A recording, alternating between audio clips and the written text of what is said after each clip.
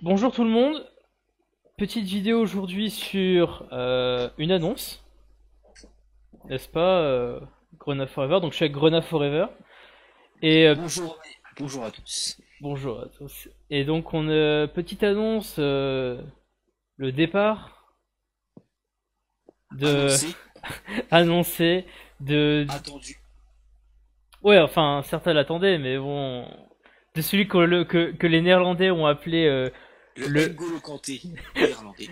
le N'Golo Kanté, enfin Cap-Verdien plutôt en ce cas, mais vu qu'il évolue aux Pays-Bas, tout le monde disait que c'est le N'Golo Kanté des Pays-Bas. Monsieur Jamiro Montero. Monsieur Jamiro Montero. Bon, qu'est-ce que t'en penses, toi? Bonne question. Je pense déjà que pour lui, le joueur, c'est une bonne chose, étant donné que il était bouché de notre côté. Il n'avait pas de temps de jeu sous Antonetti comme sous Vincent Oignon, donc pour lui, juste pour sa carrière personnelle, je pense que c'était le bon moment pour trouver une porte de sortie. En plus, les deux parties y trouvent leur compte. C'est un prêt avec une option d'achat, ça on aura le temps d'en rediscuter après. Donc pour moi, c'est une bonne chose. Après, on va en détail sur sa première partie de saison et puis on va discuter un peu plus. Mais au jour d'aujourd'hui, je pense que c'est une bonne chose que ça soit côté Messin et côté Jamiro Montero. Hmm. C'est vrai qu'au final, ben, le bilan qu'on peut faire, c'est son arrivée. Enfin, moi, je sais que j'ai une opinion très très vite établie sur lui, bien, enfin, dès le jour où il est arrivé. On va dire que bah, toi, tu avais un avis un peu différent. Moi, je comprenais pas vraiment ce qu'il pouvait apporter. Déjà, je comprends pas déjà son positionnement déjà qu'il avait quand il était à Melo de base. Mais, mais c'est vrai que c'est un peu, son cas est quand même bizarre quand même. Je sais pas ce que t'en penses, mais On nous l'a vendu comme un 6, qui devait arriver comme un 6. On s'est basé sur quelques vidéos pour se faire une idée. Tout le monde a été très emballé, y compris moi le premier, peut-être un peu trop. sauf J'ai moi. peut-être pas assez étudié le sujet. Je me suis fait un peu avoir par toutes les réactions des pseudo-journalistes et certains supporters qui étaient vachement emballés, y compris les supporters néerlandais qui nous l'ont vendu vraiment comme une merveille. Donc de mon côté, j'ai peut-être pas cherché à creuser un peu le.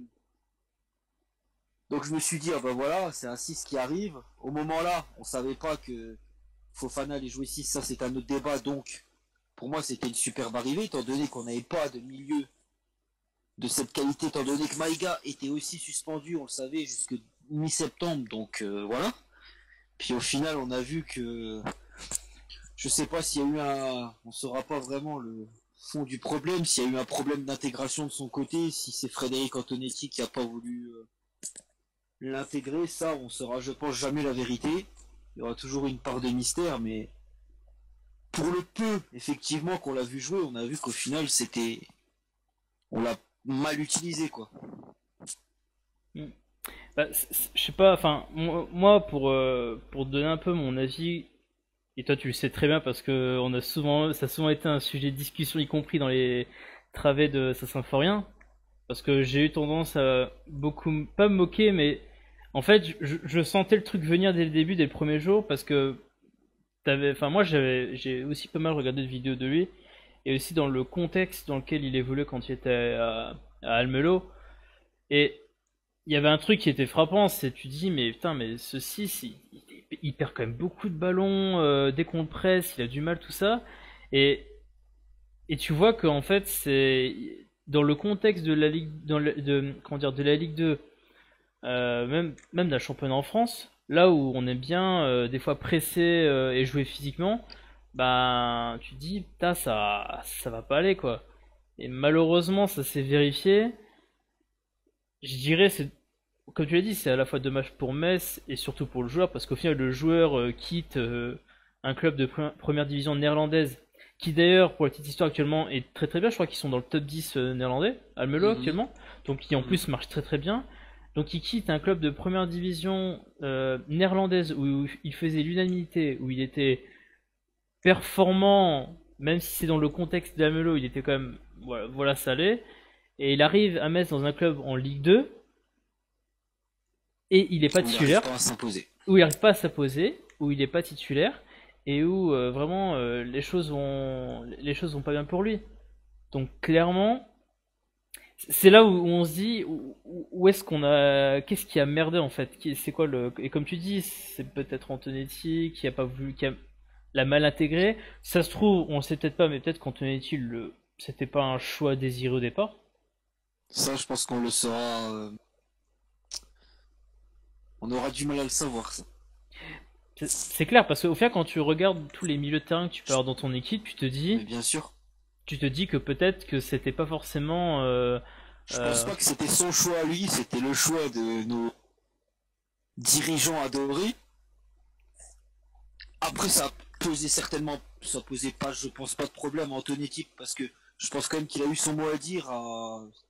Mais je pense qu'on lui a juste dit, est-ce que tu acceptes le profil qu'on recherche? Il a dû dire oui, mais ça, l'idée ne venait pas de lui. C'est ça que je veux dire en fait. ah, c'est clair, je pense que Après, l'idée n'est pas lui. Ouais. ça m'étonnerait que s'il ait dit non, ça m'intéresse pas, qu'au final on l'ait pris. C'est dans le sens là que je veux dire. Non, bien sûr, ouais. C'est clair. Donc, donc voilà, c'est un peu. Mais encore une fois, j'avais dire, c'est. Autant. On a un peu, on a pas mal parlé de ça en début de saison. Enfin, après le mercato d'été, où on s'est dit qu'au final, le mercato de Metz avait été plutôt intéressant. Et quand tu vois les matchs qui se sont déroulés d'ailleurs, Et tu te dis plutôt que. réussi. Et plutôt réussi, tu te dis. Putain, quand même, il y a encore un joueur qu'on voyait peut-être trop beau pour Metz. Et je m'en souviens. Et ça rappelle un peu, malheureusement, un peu ce qui s'est passé avec Falcon. Je sais pas si t'en souviens, qui est vendu comme un très gros buteur quand il avait été Mhm. en Amérique du Sud parce qu'il jouait en Copa Libertadores et parce qu'il avait été plutôt très bon. Il avait un bon début et derrière ça avait flanché de manière impressionnante. Là, Jamiro Montero, on n'a pas eu de début extraordinaire, malheureusement. Ou comme Sergei Krivets, dernier exemple en date de joueur ayant eu un parcours en demi-teinte chez nous, alors qu'on nous le vendait quand même comme un joueur estampillé Ligue des Champions, et ce qui était vrai en plus à ce moment-là. Ce qui était vrai, parce qu'il était Bon, les capitaine. Ouais. circonstances n'étaient pas les mêmes à son arrivée, avec les différentes trêves où il n'a pas eu le temps de se reposer, ça c'est encore un cas différent. Mm. Et au final, à son départ, on regrette un peu quoi, on se dit mince, il y a un goût d'inachevé avec ce joueur. C'est clair, et bon, heureusement, il y a des joueurs qui marchent, des nouveaux joueurs qui sont arrivés qui marchent, et puis il y en a d'autres qui Ouais, sont. 90% du mercato est réussi, à part peut-être Montero. Bon, après, ce n'est pas le débat d'aujourd'hui, mais c'est vrai que pour lui, c'est compliqué. Ah, c'est clair que c'est assez dommageable. Ouais, mais après, voilà, Le problème, lui, c'est que c'est difficile à juger, étant donné qu'on l'a vu des bribes de match jusqu'au début septembre, et qu'après, il a complètement disparu de la circulation, donc on peut même pas émettre un jugement pertinent, étant donné qu'il a même pas joué. Il a été quoi? Si je dis pas de bêtises, peut-être une dizaine de matchs dans le groupe en 26 journées pour zéro titularisation, une titularisation en coupe, trois entrées en jeu en championnat, c'est ça fait pas assez pour pouvoir le juger. Donc bon, je- c'est un peu décevant quoi. La manière dont il a été peut-être traité et la manière dont on l'a utilisé quoi. bah, moi de ce que j'ai, alors si j'ai bien lu les stats quand j'ai vite fait vu avec lui, je crois que c'était 6 matchs, il a participé à 6 matchs en tout à Metz, 3 Ligue 2, 3 Coupe de la Ligue, les matchs auxquels il a joué. Ouais, D'accord. Hein. il y a une passe D en Coupe de la Ligue. Bon, Celle contre, je me demande si c'est pas celle contre Lens. euh, Deuxième tour. j- À confirmer, je dis peut-être une bêtise, mais peut-être que c'est je pense contre. que ça doit être contre le Racing Club de Lens. Ou c'est peut-être Non, sur si c'est Lens, c'est effectivement Lens. les bribes de match qu'on a vu, c'est peut-être là, le match là où on l'a trouvé le plus intéressant. Ouais. Non, c'était effectivement Lens. Donc voilà. Bon ben un joueur qui quitte le navire après une courte période. Bon, il va aller à Philadelphie, donc toi, un peu, c'est quoi ton avis par rapport aux joueurs, par rapport au fait que, est-ce que aller aux États-Unis, il y a une idée de progression pour toi, ou est-ce qu'au contraire, tu considères que ce qui est un peu une pensée un peu dominante, hein, qui, pour ma part, est peut-être pas pas vrai, qui est que, ben, ouais, c'est assez faible la MLS, et donc c'est une dégression pour lui. Je sais pas, qu'est-ce que t'en penses, toi? Le problème, c'est qu'étant donné que le mercato, les marchés sont fermés quasiment partout, sauf en MLS ou en Chine jusqu'il y a 3 jours, En, il n'y avait en pas beaucoup de MLS, en MLS portes. c'est beaucoup plus tard. Hein. En MLS beaucoup plus tard. Il va fermer là Voilà. plus tard, ouais. Donc après, le choix s'était fortement réduit. Donc c'était soit il finissait la saison chez nous, mais sans espoir de temps de jeu, soit ben, il partait dans un des deux marchés, soit le marché américain, soit le marché chinois. Après, pour moi, c'est, je dirais pas que c'est une régression, mais je parlerai pas de progression non plus, parce que quelqu'un qui n'a encore très jeune, qui a joué, qui n'a que des références dans un championnat européen, qui est le championnat hollandais, je trouve que partir dans un championnat comme ça à ce moment-là de sa carrière, j'ai du mal à penser que c'est une progression. Après, ça peut être un moyen et je pense C'est un drôle de choix de carrière en tout cas, bah pour ma part. Hein. ça peut être un drôle de choix de cas parce que comme tu as dit, c'est peut-être une dégression parce qu'après tout, tu pars d'un championnat. Donc Montero, il a 25 ans aujourd'hui, donc bon, voilà, il a encore quand même, il a encore C'est des en années quoi. pleine force de l'âge. Ouais, il a encore des années, mais ce que je veux dire, c'est que il était aux Pays-Bas, qui était assez performant. T'arrives en deuxième division française, tu te prends un mur en fait. Alors après, les facteurs, on l'a dit, on les connaît pas tous en détail et je pense que pas beaucoup de gens les sauront au final. Ça peut être un moyen s'il va en MLS, s'il retrouve une place de titulaire, aussi bien pour lui, pour sa confiance, tout, mais aussi au niveau de sa performance, de se dire, bah peut-être que soit il va tomber amoureux de la vie américaine et il va rester là-bas définitivement, ou bien même, si jamais il est assez performant, de pourquoi pas retourner en Europe DR, quoi. Ça peut être un moyen de le relancer personnellement. Bien sûr, après son voilà, il a eu une option d'achat, on n'en a pas parlé, Oui, contrat en juin que Philadelphie a. tu peux. Selon ses performances, ils peuvent le prolonger d'une année automatique jusqu'en juin 2020, Mhm, si Philadelphie considère qu'il est important, soit il reviendra chez nous. ouais. Et à l'issue de cette année 2020, il y a une option d'achat définitive que Philadelphie a pour pouvoir acheter définitivement Montero. D'accord. Donc, entre guillemets, Metz n'a plus la main sur le dossier, entre guillemets. C'est Philadelphie qui a les cartes en main s'ils ont vraiment envie de le garder et si la mayonnaise prend bien. Je pense que Montero ne reverra jamais les couleurs messines, que ça soit en juin 2019 ou en juin 2020. Hmm. Donc, ouais. Donc voilà. Donc, ben. C'est dommage. C'est dommage. Donc, Oui, après, je sais pas si on peut dire qu'on aura des regrets vu comment la saison se passe. Ça aurait été différent si on serait dans une situation un peu inconfortable au classement.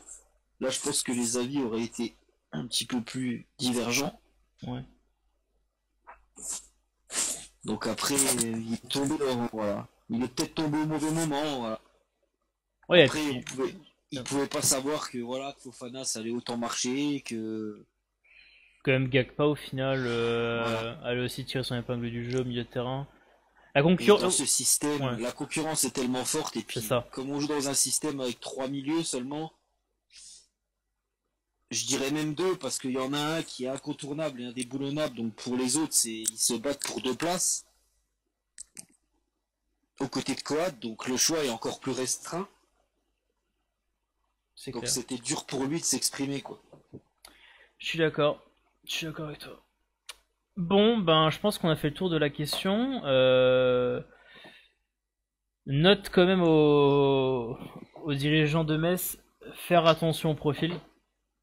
Ça c'est clair, de toute façon, il y a toujours une cagade à chaque mercato, ça C'est vrai qu'à Metz, c'est notre on aime bien. spécialité, On aime mais bien. généralement ça se passe toujours dans les mercatos d'été, parce que c'est vrai que les mercatos d'hiver sont généralement mieux réussi que nos mercato estivales. Ça, c'est une constante depuis une dizaine d'années. C'est ça.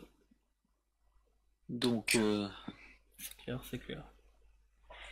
Bon, bah je pense qu'on a fait le tour. Bah voilà, merci à tous. Nous, on se retrouve pour euh, d'autres vidéos. On va parler d'autres sujets aussi intéressants sur l'effectif de Metz. Et puis voilà, évidemment. c'est ça. Bon, ben, merci tout le monde. À la prochaine, Grena Forever. À la prochaine, Monsieur Socket TV. Allez hop, à plus tout le monde. À plus.